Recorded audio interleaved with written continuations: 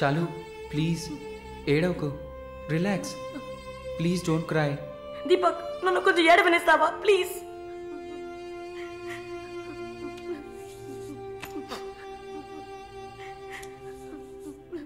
శాలిని, నా గురించి బాధపడకు.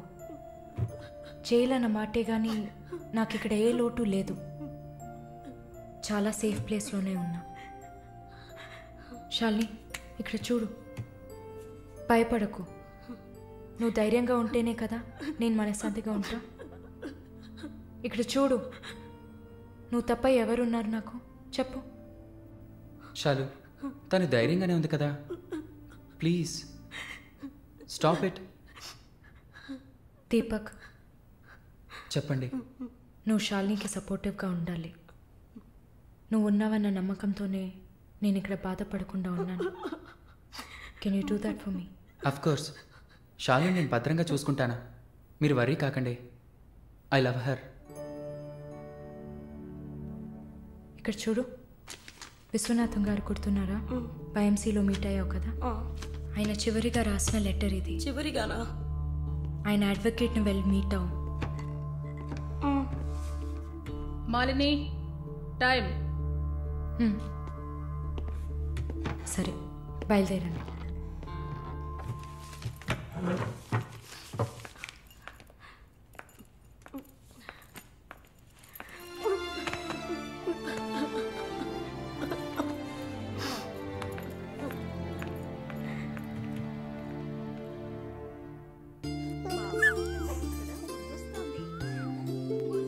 కళ్ళు చూడు, అంతా జానకిలాగే ఉంది. లేదు లేదు, అంతా వాళ్ళ నాన్నలాగే ఉంది. వాళ్ళ నాన్న నువ్వు చూసావా? ఇవ్వక ఎత్తుకుంటాను. ఆగు, పాపను అడుగుదాం. పాప, ఎవరి దగ్గరికి వెళ్తావమ్మా? జీవిత ఖైదీ దగ్గరికి వెళ్తావా? ఉరి దగ్గరికి వెళ్తావా? 3 సంవత్సరాలు కడతావా? నోరుమయ్యి, పసిబిడ్డ దగ్గర మాట్లాడే మాటలా ఇవి?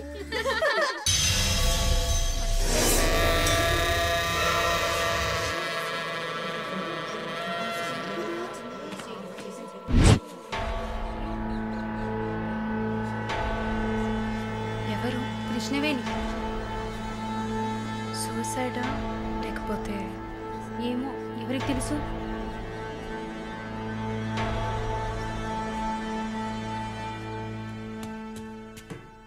అక్క, అక్క, మీకు విషయం తెలుసా? ఏంటి?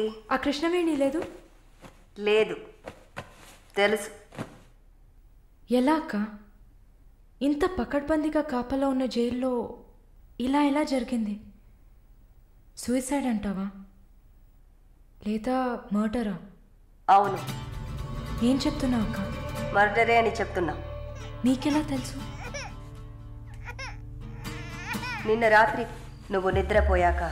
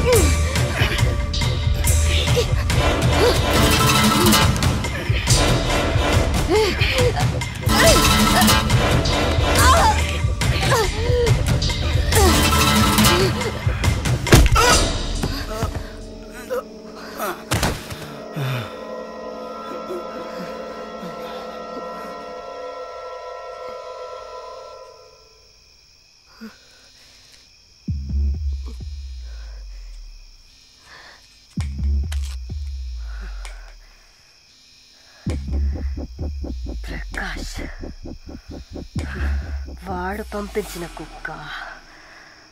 ఆడవాళ్ల జైల్లోకి మగాడు వచ్చాడంటే ఇది అందరికీ తెలిసే జరిగింది. ఏమంటున్నారు? మనమంతా జైల్లోకి వచ్చినప్పుడు కానిస్టేబుల్ చేతికి గ్లౌస్ వేసుకుని ఎలా చెక్ చేసింది, ఈ కుక్కకి మాత్రం ఏ చెక్కింగ్ చేయలేదంటావా? బాగా డీప్గా తవ్వుకుంటూ పోతే అందరూ ఇరుక్కుంటారు.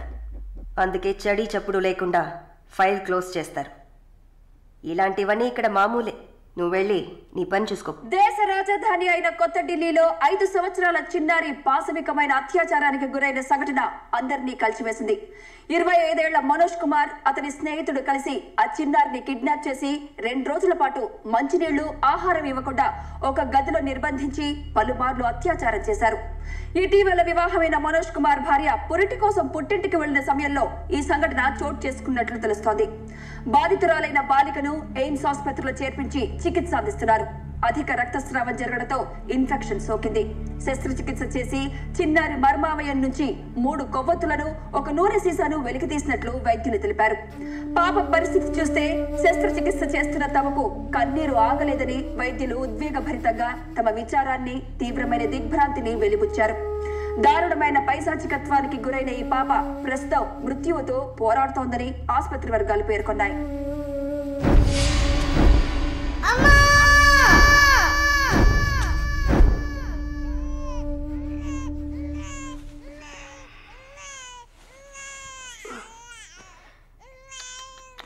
జో జో జో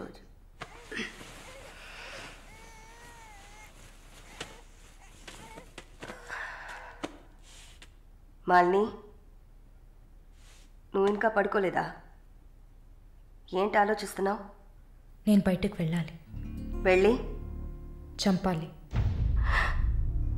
5 సంవత్సరాల పసిబిడ్డను రేప్ చేస్తున్నారు. 70 ఏళ్ల ముసలమ్మని రేప్ చేస్తున్నారు. ఇవన్నీ వింటుంటే నా బాధ ఇంకా ఎక్కువ అవుతుంది. ఏదో జరిగింది, మర్చిపోతామని సర్ది చెప్పుకోలేకపోతున్నా. కళ్ళు మూసుకొని నిద్రపోలేకపోతున్నా. నేను వెళ్ళాలి, బయటకు వెళ్ళాలి.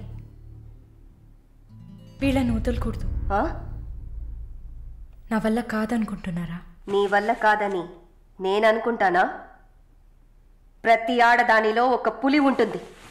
ఆ పులి నిద్ర లేచిందంటే వీళ్ళెవరూ ఏమీ చేయలేరు. చంపేసినప్పుడు, వాడి ప్రాణాలు పోతున్నప్పుడు మనం చేసింది కరెక్టేననిపించాలి. అలా అనిపించిందంటే ఆ క్షణం మనం భగవంతుడితో సమానం. కాకపోతే నువ్వు బయటికి వెళ్ళాక చాలా జాగ్రత్తగా ఉండాలి. వరుణ్, ప్రకాష్ వీళ్ళని చాలా జాగ్రత్తగా ఎదుర్కోవాలి. ముందు నా లాయర్ని రప్పిస్తాను. నిన్ను బయటికి పంపే ఏర్పాట్లు చేస్తాను. కోర్టులో నేను చెప్పినట్టు చెప్తే చాలు. ఇంతకుముందు ఏ తప్పు చేసి మీరు జైలుకి వెళ్ళలేదు. నో పాస్ట్ కన్విక్షన్, అందువల్ల ఈజీ. ఒకవేళ ఏదైనా ప్రాబ్లం వచ్చి పని జరగలేదు అనుకుంటే డబ్బులు ఇచ్చి మ్యాటర్ క్లోజ్ చేయొచ్చు.